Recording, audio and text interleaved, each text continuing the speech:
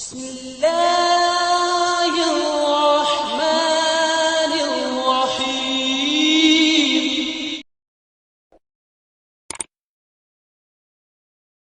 وہ پوری آیت میں پڑھ دیتا ہوں. یا ایھا الذین آمنوا لا ترفعوا اصواتکم فوق صوت النبی ولا تجہروا لہ بالقول کجہر بعضکم لبعض ان تحبط اعمالکم وانتم لا تشعرون.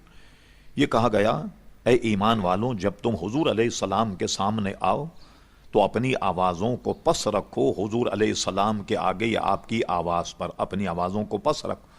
اگر تم نے ایسی گفتگو کی جیسے یعنی بلند آواز سے، جیسے بعض آدمی بات سے گفتگو کرتے ہیں، ہم آپ سے بات کریں کبھی آپ کی آواز بلند ہو جائے کبھی ہماری آواز بلند ہو جائے تو ان تحبط اعمالکم، تو تمہارے سارے اعمال اکارت چلے جائیں گے.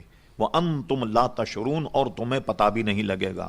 تو کفر کا قول اس میں نہیں ہے، لیکن حضور علیہ السلام کے سامنے باادب طریقے سے بات کرنے کا اللہ تبارک و تعالی نے حکم فرمایا. اور اس کے شان نزول میں آپ دیکھیں علماء نے لکھا کہ بعض اکابر صحابہ کرام جو جہیرو صوت تھے، جن کی آواز بلند تھی، ایک تو انہوں نے حضور کے دربار میں آنا ہی چھوڑ دیا کہ ایسا نہ ہو کہ آواز بلند ہو جائے، سارے اعمال ہی اکارت چلے جائیں. اور کبھی جب گفتگو کرتے تو اتنی دھیمی اتنی آہستہ گفتگو کرتے کہ حضور علیہ السلام کو بار بار پوچھنا پڑتا کہ کیا کہہ رہے ہو کیا کہہ رہے ہو. اتنی پست آواز میں گفتگو کرتے. گفتگو تو کرتے، ظاہر ہے کہ حضور علیہ السلام سے مسائل تو پوچھنا، حضور کی بات بھی سننی، مسائل بیان بھی کریں گے حضور علیہ السلام، اور آپ پوچھیں گے تبھی مسائل بیان ہوں گے. تو اللہ تبارک و تعالیٰ کو اپنے حبیب علیہ السلام کے غلاموں کی ادا اتنی پسند آئی کہ ان کی شان میں ایک آیت نازل فرما، ان الذین یغضون اصواتہم عند رسول اللہ. فرمایا کہ اور وہ لوگ میرے حبیب جب تیرے دربار میں آتے اور اپنی آوازوں کو پس رکھتے ہیں، ان الذین یغضون اصواتہم عند رسول اللہ اولئک الذین امتحن اللہ قلوبہم للتقوی. یہ وہ لوگ ہیں کہ جن کے دلوں کو اللہ نے تقوی اور پرہیزگاری کے لیے چن لیا. لہم مغفرۃ واجر عظیم، انہی لوگوں کے لیے مغفرت بھی ہے اللہ تبارک و تعالی کی طرف سے، اور ان کے لیے اجر عظیم بھی ہے. تو کافر ہونے کا ذکر نہیں، یہ ہے کہ یہ حضور علیہ السلام کے ادب کے خلاف ہے. حضرت فاروق اعظم رضی اللہ عنہ کے دور میں حضرت فاروق اعظم چھوٹی آبادی تھی، مختصر. پتہ نہیں کوئی آدمی اپنے گھر میں یا کہیں کیل ٹھوک رہا تھا، اس کی آواز آئی، فاروق اعظم آئے. آنے کے بعد پوچھا تم کون ہو، کہاں کے رہنے والے؟ اس نے بتایا کہ میں کہیں دور سے آیا ہوں. فرمایا اگر تم مدینہ شریف کے رہنے والے ہوتے تو میں ضرور تم پر تعدیب کرتا، چونکہ تمہیں یہاں کے آداب معلوم نہیں ہیں، اس لیے تم کو میں چھوڑتا ہوں. اور یہاں یاد رکھنا کہ حضور کی بارگاہ میں اس قسم کی آواز پیدا کرنا جائز نہیں. حضور کے وفات وصال کے بعد اگرچہ آپ قبر میں ہیں مگر یہ حکم اب بھی جاری ہے. آج بھی نجدی لاکھوں بے شمار گمراہیوں کے باوجود یہ آیت اب بھی حضور کے روضے اقدس پر لکھی ہوئی ہے. یا ایھا الذین آمنوا لا ترفعوا اصواتکم، یہ آیت اب بھی لکھی ہوئی ہے حضور کے روضے پر. ترکیوں نے جب مسجد بنائی، غالباً سلطان عبد الحمید خان کا دور تھا، جب یہ سلطنت عثمانیہ ختم ہوئی تو انہوں نے کیا کیا، میں نے تاریخ میں پڑھا کہ ترکیوں نے ایک پہاڑ تلاش کیا مسجد نبوی بنوانے کے لیے. اس میں لال پتھر تھے، تمام مسجد نبوی میں وہاں کے پتھر استعمال ہوئے، اور وہاں کے پتھروں سے جب مسجد نبوی مکمل ہو گئی اس پہاڑ کو بند کر دیا تاکہ اس پتھر سے کوئی اور عمارت نہیں بنے، ممیز اور ممتاز ہو جائے مسجد نبوی تاکہ دوبارہ پتھر نہیں نکلے. پھر اس کے بعد وہ پتھر وہیں تراشے جاتے، پہاڑی پر تراشنے کے بعد آن کر کے لگائے جاتے. مزدوروں نے سلطان سے شکایت کیا، اس کے کوئی کیا کہتے ہیں مصاحب سے، کہ بھئی یہ پتھروں کو اپنی جگہ لگانے میں تھوڑا سا ٹھوکنا پڑتا ہے ہتھوڑی سے، اور یہ آواز بلند ہوتی ہے. تو سلطان سے پوچھا جائے کہ کس طریقے سے ہم ان پتھروں کو لگائیں. ان کو حکم یہ دیا گیا کہ تم اپنی ہتھوڑی کے نیچے چمڑے کا پیندہ لگاؤ، چمڑے کا پیندہ لگاؤ تاکہ آواز پیدا نہ ہو. تھوکنے سے تاکہ کام بھی ہو جائے اور آواز بھی پیدا نہ ہو. اور کہا جاتا ہے کہ 500 مزدور تھے مسجد نبوی کے بنانے میں، گنبد خضرہ بنانے میں.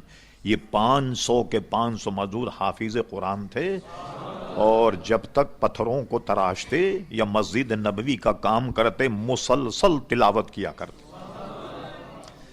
کیسے لوگوں نے اہتمام انصرام سے اس عمارت کو تعمیر کیا، اور یہی وجہ کہ ان کے خلوص کی برکت ہے کہ آج تک وہ عمارت قائم ہے، ورنہ سعودیوں نے اس عمارت کو توڑنے کی کوشش بھی کی.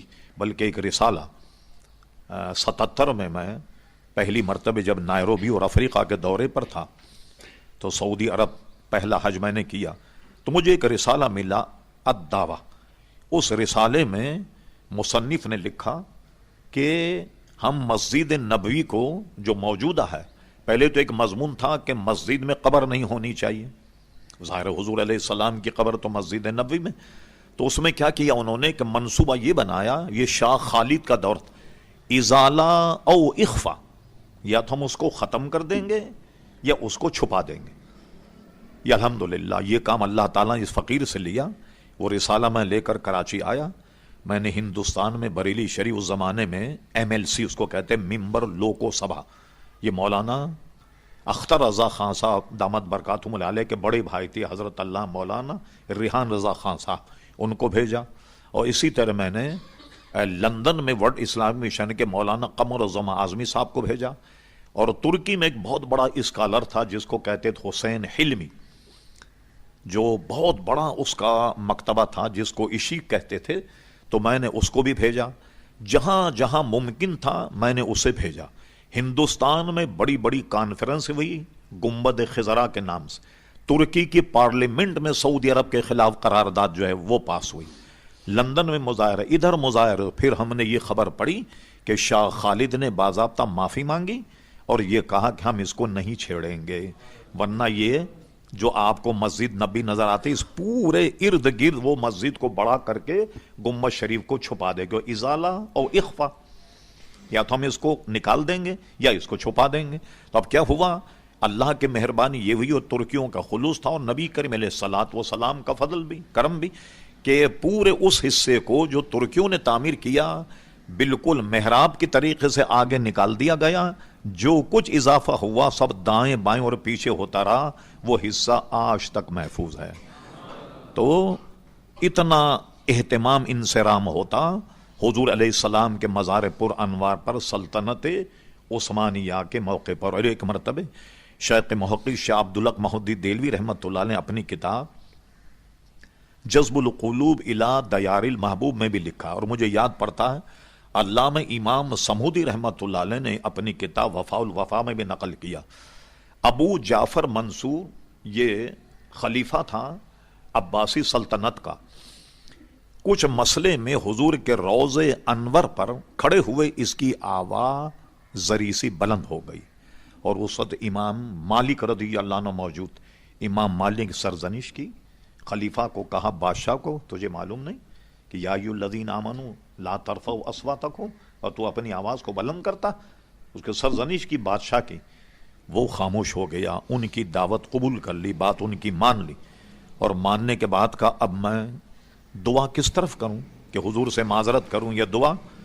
تو کیا جیسے کہا جاتا زبردستی آدمی کو پیچھے موڑ دیتے، کہتے ہیں حضور کے روضے کی طرف پیٹ کرو اور دعا ادھر کرو، کعبے کی طرف دعا کرو. کوئی مجھے بتا دے کہ جب آدمی دعا کرے تو صرف دعا کعبے کی طرف ہاتھ کرنے ہی سے قبول ہوتی ہے، نہیں تو نہیں. بھائی کعبہ قبلہ جو ہے وہ نماز کا کعبہ تو ہے، دعاؤں کا کعبہ نہیں. مثلا میں آپ کو مشکات شریف کی حدیث ہے، حضور صلی اللہ علیہ وسلم جب دعا فرماتے نماز ختم ہونے کے بعد تو ادھر دہنی جانی مڑ جاتے، اور کبھی عوام کی طرف شکل ہوتی، صورت ہوتی، یوں مڑ جاتے، اور کبھی ادھر مڑ جاتے. شراح حدیث یہ کہتے ہیں کہ حضور علیہ السلام بائیں جانب جب مڑتے اس طرف، تو یہ شاید اس لیے مڑتے اور اس طرف ہو جاتی، حضور کو نماز پڑھانے کے فوراً بعد اگر اپنے حجرے جانا ہوتا تو آپ اس طرف مڑ جاتے تاکہ یہاں سے نکل کر اپنے حجرے پہ چلے جائیں جو بائیں جانب ہے. تو یہ تینوں باتیں حضور سے ثابت.